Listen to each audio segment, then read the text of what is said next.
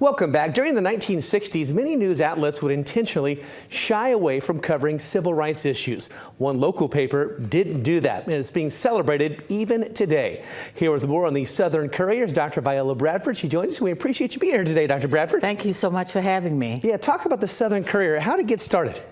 I was 14 years old, and a lawyer from Yale University, Jeff Cowan, came down, and a photojournalist from Penn State, Jim Pepler, and they were looking for people to write.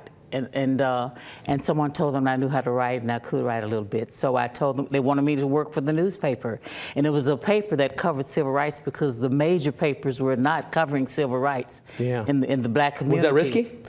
Yes, it was. It was. And the theme that when we went from 1965 to 1968, and the advertiser, when we folded, it said the courage of the Courier, because the reporters had to have courage during that time. Right. Yeah, because we covered quite a few things. And we are celebrating the Southern Courier this week, right? Talk about the celebration. Yes, well, the National Park Services, which has its interpretive center here in Montgomery, we're going to, the two guys that asked me to do it in 60 years ago, Jeff on the West Coast, he's at USC now, heading the communications department. Jim Pepler for photographers in New York.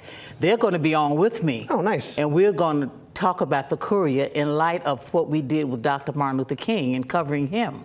And he also wrote an article for our newspaper. And that's what we're going to be doing, talking about the Southern Courier. If people want to attend or listen into this conversation, what's the best way to do that? Just come to the Interpretive Center. It's located on Alabama State University's campus on Harris Way, and it's at 11 o'clock this Thursday morning, and we trust that it's particularly journalism students. Right. I want journalism students because that's an issue right now and a concern with me. What's your message to them, those journalism students who are younger, maybe some of the things you went through they can learn from? Research, and tell the truth.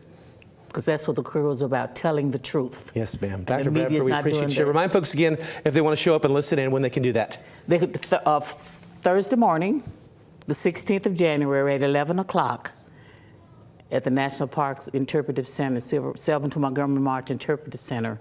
Sounds like it's going to be a good discussion. That's when it is. Yes, it's going to be a great discussion. We appreciate you joining us. I know you're going to have a good crowd. Thank you for coming in today. Thank you so much for having me.